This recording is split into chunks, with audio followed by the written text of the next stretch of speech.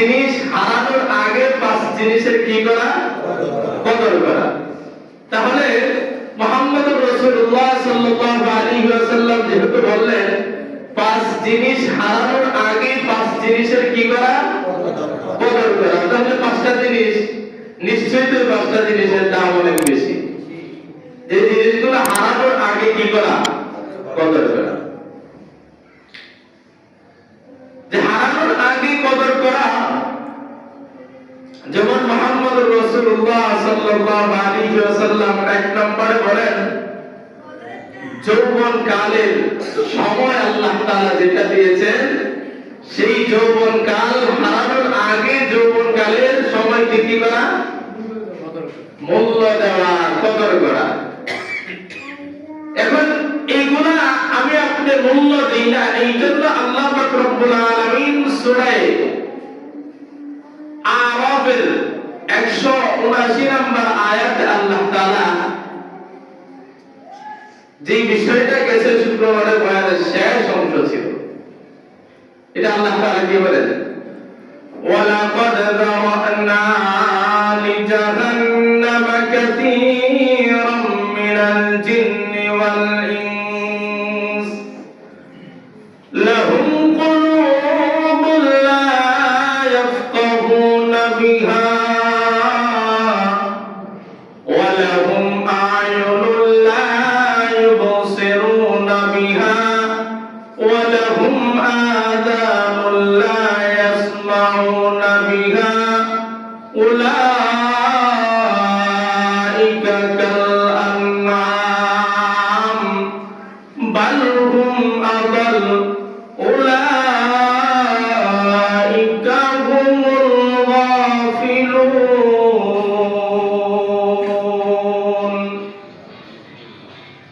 আল্লাহ পাক রব্বুল আলামিন এই আয়াতের দ্বারা বান্দাদেরকে জানায় দিতে চান, গোলাম হে আমার বান্দা, কথাগুলো মনোযোগ দিয়ে শ্রবণ করো। এই জন্য আল্লাহ তাআলা বলতেছেন, ওয়ালাকাদ যারা'না লিজাহান্নামা কাসীরাম মিনাল জিন্নি ওয়াল ইনস। আমি আল্লাহ পাক রব্বুল আলামিন এই জমিনের ভিতরে কিছু মানুষকে আমি আল্লাহ তাআলা সৃষ্টি করেছি, কিছু জিন জাতিকে আমি আল্লাহ তাআলা সৃষ্টি করেছি। কেন সৃষ্টি করেছি? ওয়ালাকাদ যারা'না লিজাহান্নামা কাসীরাম মিনাল জিন্নি ওয়াল ইনস। তাদের দ্বারা জাহান্নামের আগুনটাকে প্রজ্বলিত করব, বলেন সুবহানাল্লাহ। এখন কাদের দ্বারা আল্লাহ পাক রব্বুল আলামিন এমনিতেই তো কোনো মানুষকে অপরাধী বলে স্বীকারোক্তি দেওয়া যায় না। আমি যদি অপরাধ না করি তাহলে আপনারা কি আমাকে অপরাধী বলতে পারবেন? এই আওয়াজ দিয়ে বলেন, আমাকে অপরাধী বলতে পারবেন? আমাকে অপরাধী বলতে পারবেন না। আমি যখন অপরাধ করব, অপরাধের স্বীকারোক্তি দিব, আমি অপরাধ যখন করে ফেলবো, তখন আমাকে অপরাধী বলে আপনারা বলতে পারবেন?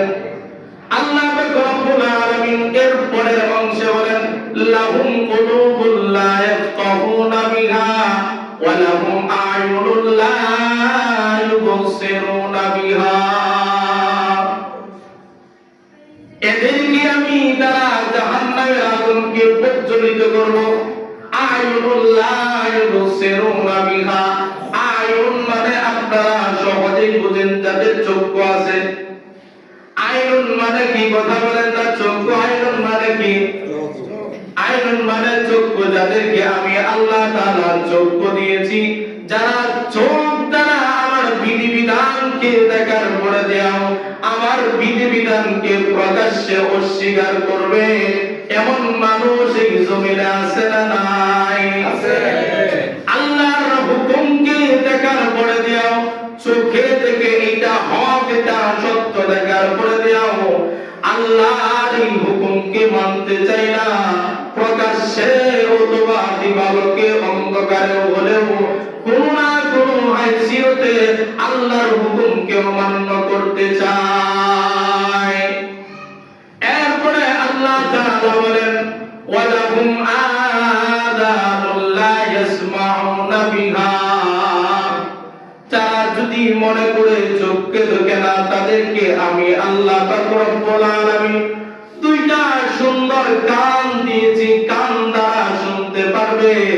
কানে শোনার মতো শক্তি আছে, তারপরে দেও কান থাকা সত্ত্বেও সত্যটা শোনার পরে দেও আমার হুকুমকে অমান্য করবে। আচ্ছা ভাই বলেন তো এই জমিনের ভিতরে আল্লাহর হুকুম শোনার পরে দেও আল্লাহর হুকুমকে অমান্য করে এমন মানুষ আছে না? এমন মানুষ আছে। আল্লাহ পাক রব্বুল আলামিন এই জন্য শেষের অংশে তো আল্লাহ তাআলা প্রথমে বলেন আমি কিছু মানুষকে সৃষ্টি করেছি, কিছু জিন জাতিকে সৃষ্টি করেছি। কেন সৃষ্টি করেছি? জাহান্নামের আগুন দ্বারা তাদেরকে কি করা হবে? কথা বলেন না, জাহান্নামের আগুন দ্বারা তাদেরকে প্রজ্বলিত করা হবে। আল্লাহ পাক রব্বুল আলামিন আয়াতের শেষ অংশে বলেন কেমন একটা ভাষার টান দিয়ে আল্লাহ তাআলা বলেন উলাইকা কাল আনআম, এদেরকে আমি চক্ষু দেওয়ার পরে দেও আমি আল্লাহ তাআলা প্রাণীকে চক্ষু দিয়েছি, কিন্তু এই চক্ষু দ্বারা কি করতে হবে প্রাণী সেটা বুঝে না।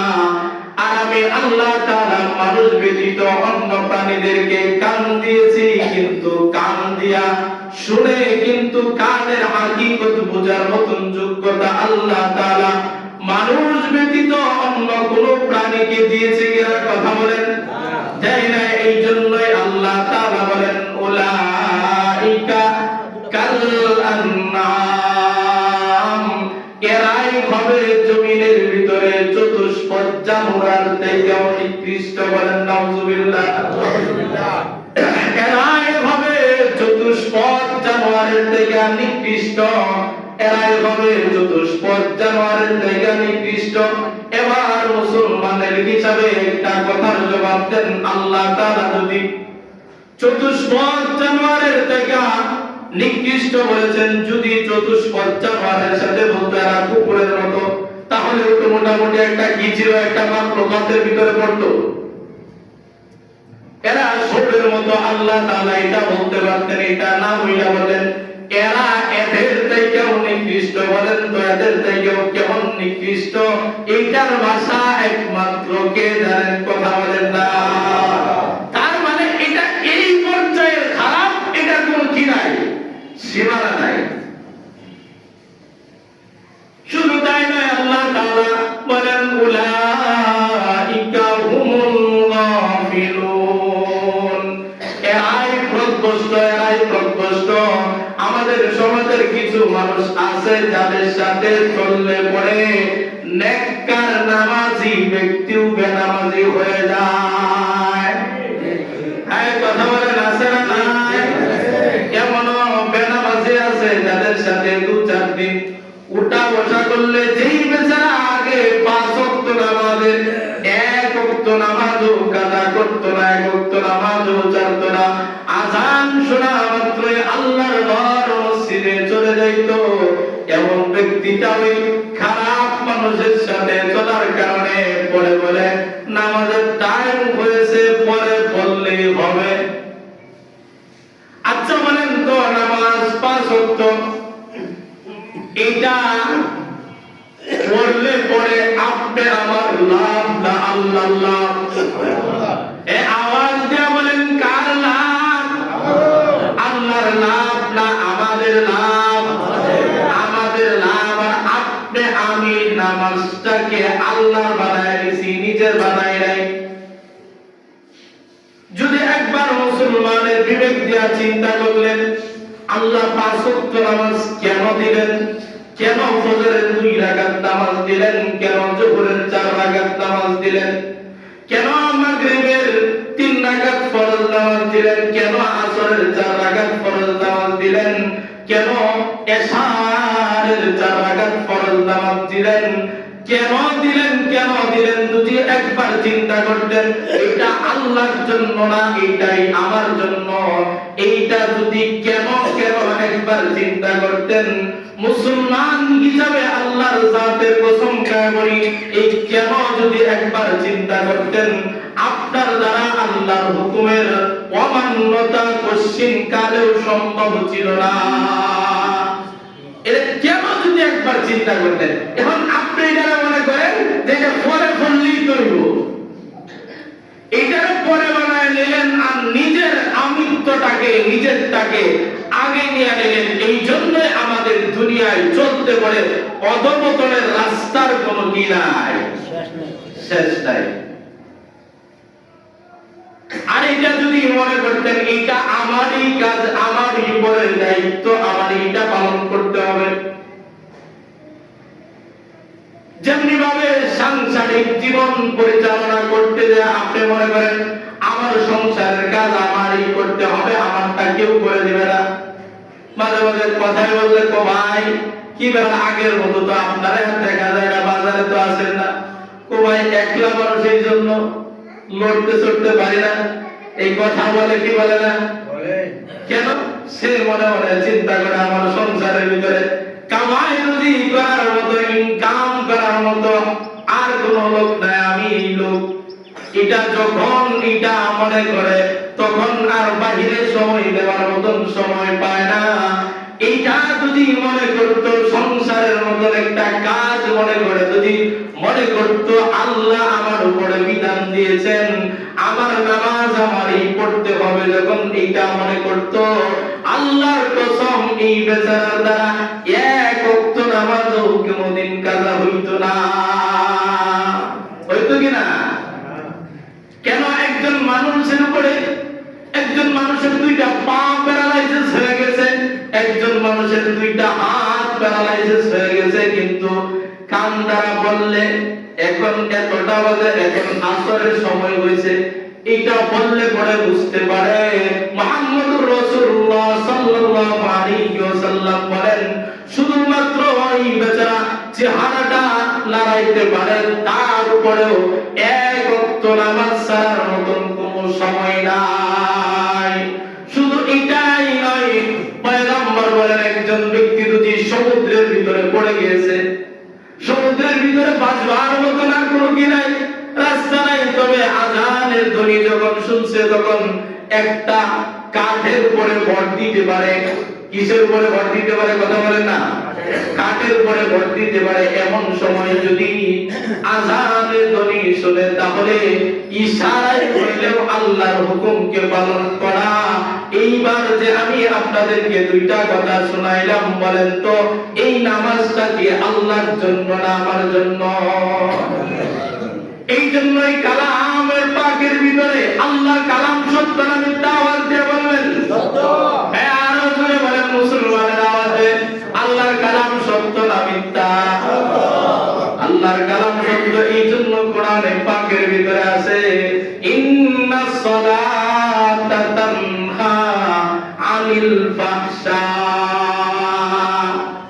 এই কথাটার ব্যাখ্যা হলো নামাজ ওই নামাজি ব্যক্তিকে দুনিয়ার সমস্ত খারাপ এবং ফাহিশিয়তের কাজ থেকে বাঁচায় রাখে। এখন যে বেচারা নামাজ পড়ে তার দ্বারা দুনিয়ার সমস্ত অপকর্ম হয়। এবার বলেন তো নামাজের দোষ নয় ব্যক্তির দোষ? কেন দোষ? ব্যক্তি করে, তার মানে নামাজ পড়ার পরে কেউ অন্যায় অপরাধের সাথে লিপ্ত থাকার পরে কেউ যদি বলে যে এই বেচারা নামাজ না পড়ে, তার মানে আপনার এই কথাই কিঞ্চিত পরিমাণ বোঝাবে আল্লাহর এই আয়াতটা মনে হয় মিথ্যা। এটা স্বীকার করলে ইমান থাকবে? ইমান থাকবে না। তার কারণ এই বেচারা জন্মের পর থেকে বালেগ হওয়ার পর থেকে আজ পর্যন্ত যত নামাজ পড়ে, নামাজটা নামাজের মতো হয় না। এই জন্য নামাজে কারণে বাজে চিন্তা করলে পরে নামাজের মতো নামাজটা না হওয়ার কারণে মসজিদ থেকে বাহির হইলেও আরেকজনকে গালি দিতে দ্বিধাবোধ করে।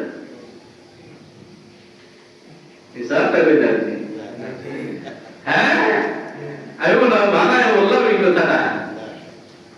নামাজটা নামাজটা নামাজের মতো হয় না। আল্লাহর কালাম সত্য, আল্লাহর কালামের জায়গায় আল্লাহর কালাম আছে। তবে আপনার যেই বেচারা দেখবেন নামাজ পড়ে অপরাধ করে, তার মানে বুঝবেন তার নামাজটা কিসের মতো হয় না, নামাজটা হয় না। এই জন্য পয়গম্বর বলেন 5 জিনিস হারিয়ে যাওয়ার আগে 5টা জিনিসের কদর করো। আল্লাহ তোমাকে যৌবন কাল দিয়েছেন, যৌবন কাল হারানোর আগে যৌবন কালের কদর করো। তার কারণ আপনার যদি যৌবন কালের একটা বয়স থাকে, আপনাকে যদি সরকারি চাকরিতে নিয়োগ দেওয়া হয়, তারপরে কিছুদিন পরে আপনাকে যদি সরকার অবসরে দেয়া দেয়, আপনার মৃত্যুর আগ পর্যন্ত আপনার এই সংসারের দায়িত্ব জিম্মাদারি সরকার নেয় কি নেয় না? এই কথা বলেন, ভাষায় বোঝেন, নেয় কি নেয় না? আপনার চাকরি চলে গেছে, তার কারণ সরকার জানে তার কাছ থেকে তার জীবনের যৌবন কালটা আমার জন্য ব্যয় করে দিয়েছে, এই জন্য তার অবসর পাওয়ার পরেও বৃদ্ধকালের সময়টা আমার দেখার জিম্মাদারি। এখন বলেন তো সরকারের সরকার কে? আওয়াজ দিয়ে বলেন সরকারের সরকার কে? সরকারের সরকার আল্লাহ। এই জন্য আল্লাহ পাক রব্বুল আলামিন বলেন, বান্দা তোমাকে যৌবন কাল দিয়েছি, বয়সটা বৃদ্ধি পাইতেছে, দাড়ির ভিতরে যতই কলম লাগাও, জ্বরের ভিতরে যতই দামি দামি কালো কলম বানাও, তারপরেও তোমার এই 20 আর 22 বছরের যৌবন কোনদিন ফিরে আসবে না। যতই দাড়ি কাটো আর যাই কিছু করো, বলেন তো বয়স যতই বৃদ্ধি পায়, মানুষটা যৌবন থাকার জন্য যৌবনীয়ত্ব হারাম না হারানোর জন্য চেষ্টা করে। এটা কি আদৌ কশিন কালে সম্ভব হবে? এক কথা বলেন, আদৌ কশিন কালে সম্ভব হবে? কশিন কালে সম্ভব হবে না। তার কারণ কেন না, আল্লাহ পাক রব্বুল আলামিন আপনাকে নির্ধারিত একটা সময় দিয়েছেন, একটা হায়াত দিয়ে দুনিয়াতে পাঠাইছেন। এই হায়াত যখন ফুরাইতে থাকবে, আপনার এই বয়সটাও যৌবনটাকেও বাটা লাগতে থাকতে থাকবে, আপনার শরীরের চামড়া বটা হইতে থাকবে থাকবে কি থাকবে না?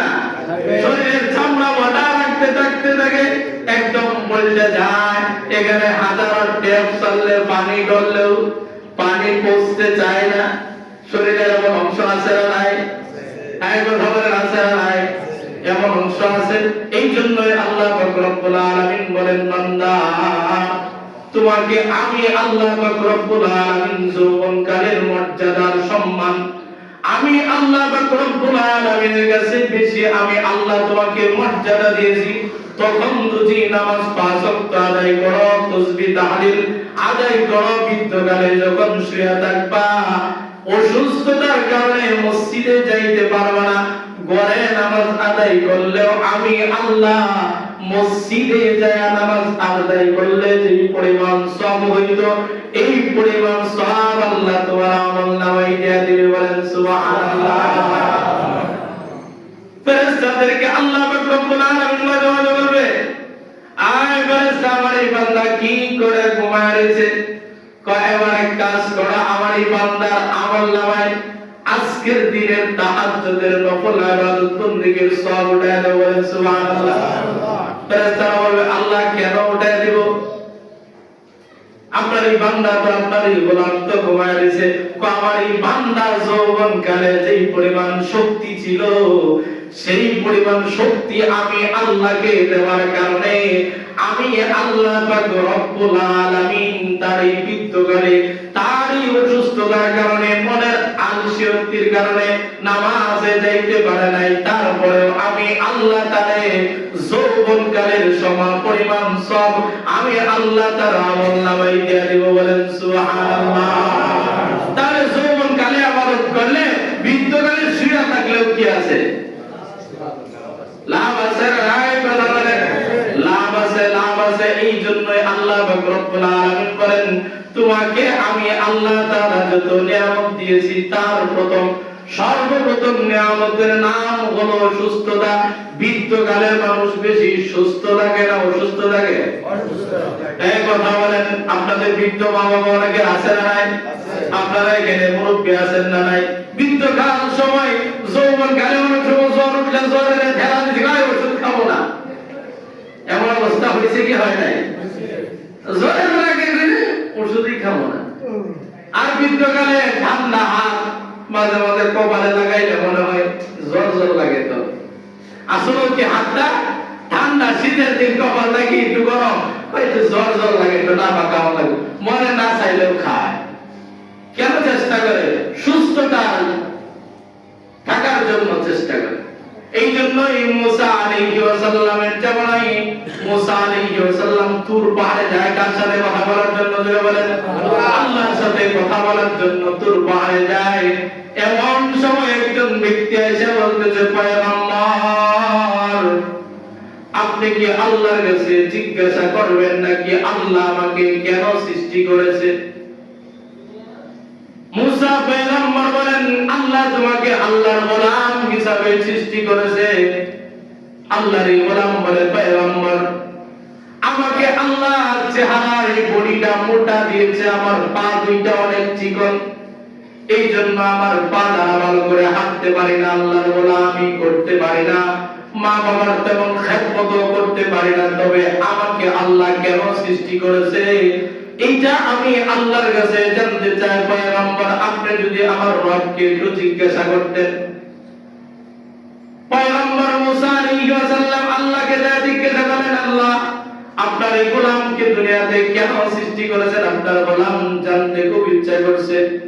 আল্লাহ পাক রব্বুল আলামিন এক কথায় জবাব দিয়ে দিলেন, আমার এই গোলামকে জাহান্নামের একটা ছিদ্র আছে, এই ছিদ্রটা বন্ধ করার জন্য আমি আল্লাহ তাআলা সৃষ্টি করেছি। বলেন সুবহানাল্লাহ।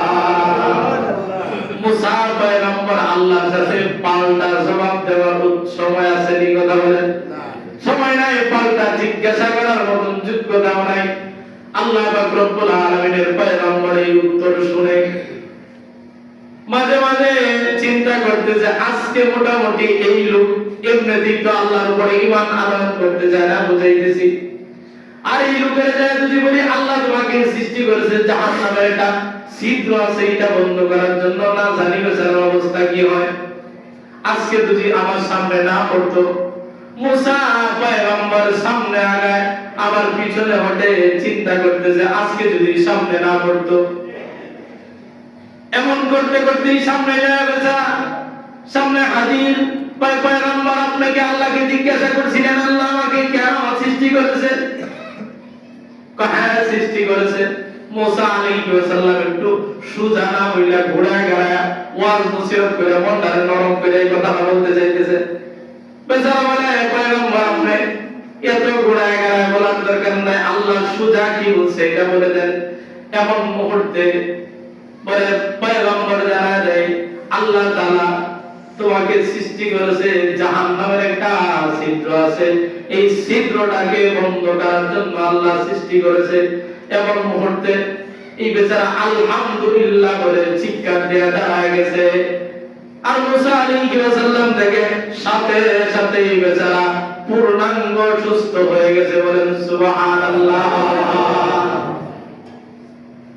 মুসা আলাইহিস সালাম জিজ্ঞাসা করে, কি ব্যাপার? জাহান্নামের আগুন দেখলে সবাই ভয় পায়, কিন্তু তুমি আলহামদুলিল্লাহ বলে আল্লাহর কাছে স্বীকারোক্তি দিয়ে দিলাম। তার কারণ কি? বলে, আমি যেহেতু দুনিয়ার কোনো কাজে আসি নাই, আল্লাহ মনে হয় দুনিয়াতে আমাকে কাজে লাগাই নাই, পরকালে আমাকে কাজে লাগাইবে। এই জন্য এই খবরটা শোনার সাথে সাথে আমি আল্লাহর দরবারে আলহামদুলিল্লাহ বলে স্বীকারোক্তি দিয়েছি। আর রব্বে কারীম এই বান্দার খুশির দিকে তাকাইয়া এই বান্দাটাকে পূর্ণাঙ্গ সুস্থ বানায় দিয়েছে। বলেন সুবহানাল্লাহ। পূর্ণাঙ্গ সুস্থ বানায় দিয়েছে আল্লাহ তাআলা।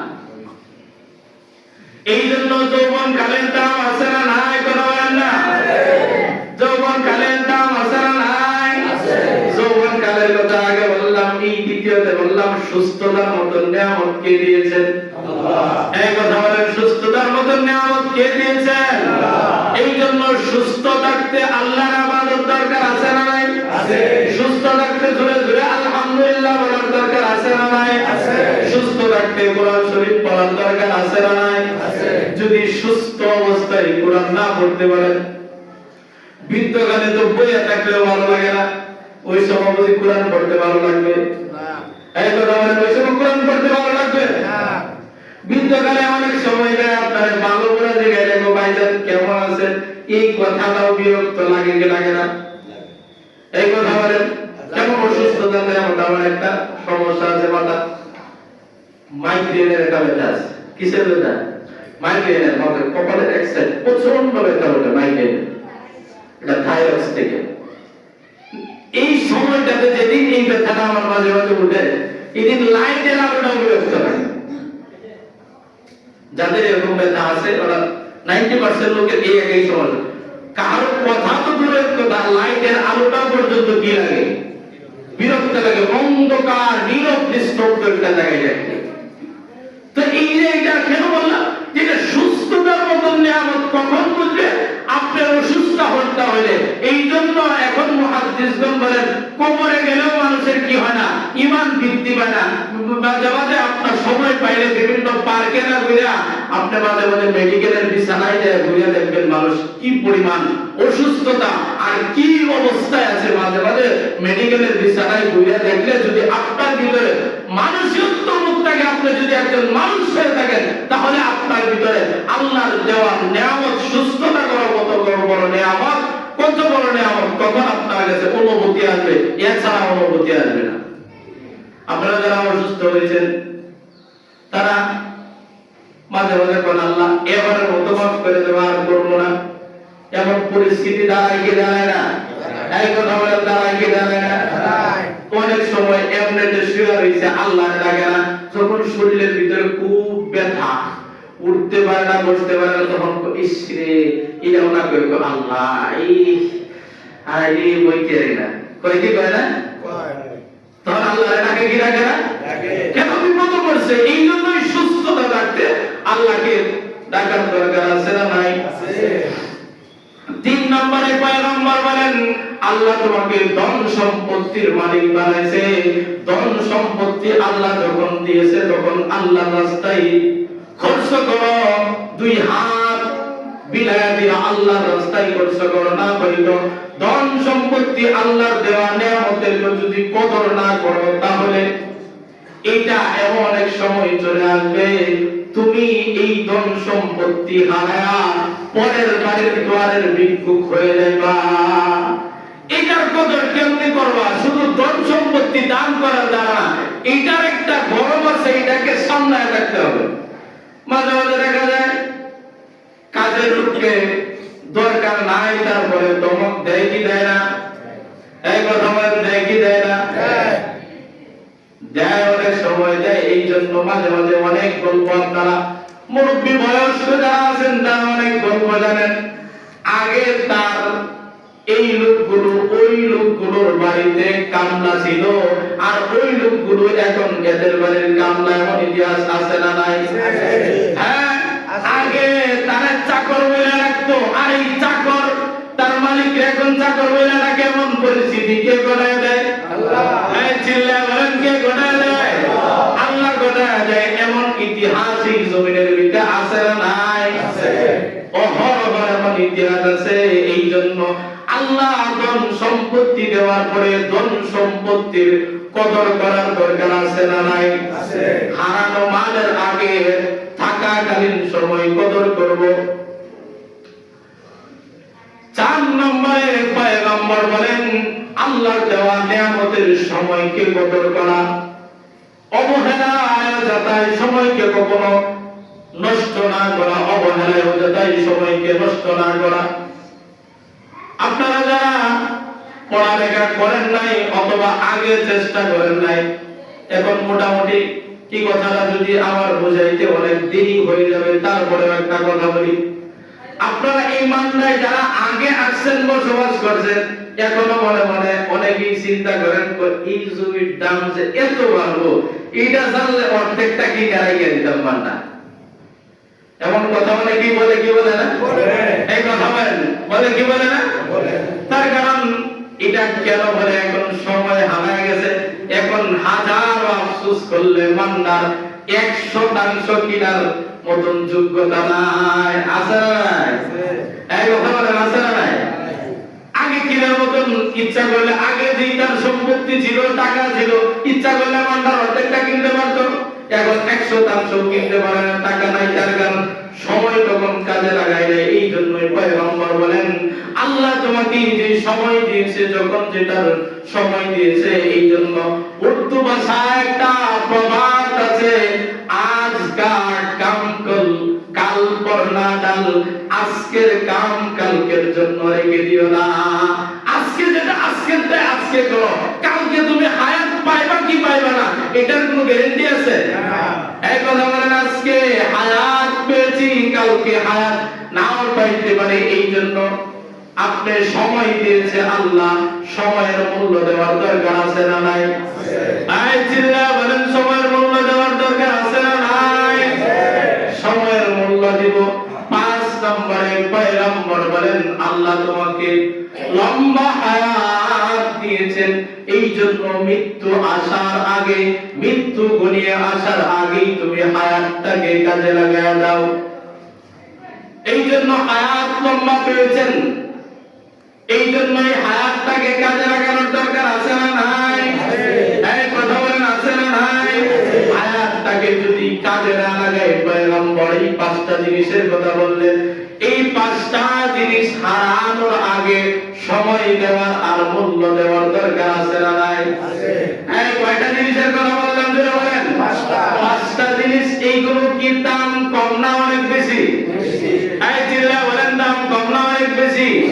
যদি এটির সময় কাজে না লাগান, এই 5টা জিনিসের মূল্য না দেন, এই জন্যই আল্লাহ তাআলা এই কালামের সূরা আযাবের 179 নম্বর আয়াতের শেষ অংশে বলছেন, উলাইকা কাল আনআম বাল হুম আযাল উলাইকা হুমুল গাফিলুন।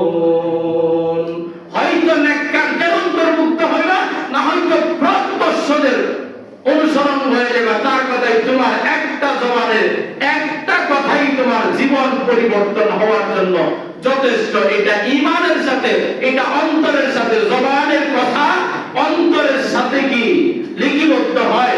একজনের কথায় জীবন পরিবর্তন হইতে পারে, আর এক কথায় জীবন বিপন্ন হইতে পারে কি পারে না? কথা বলেন, জীবন বিপন্ন হইতে পারে কি পারে না?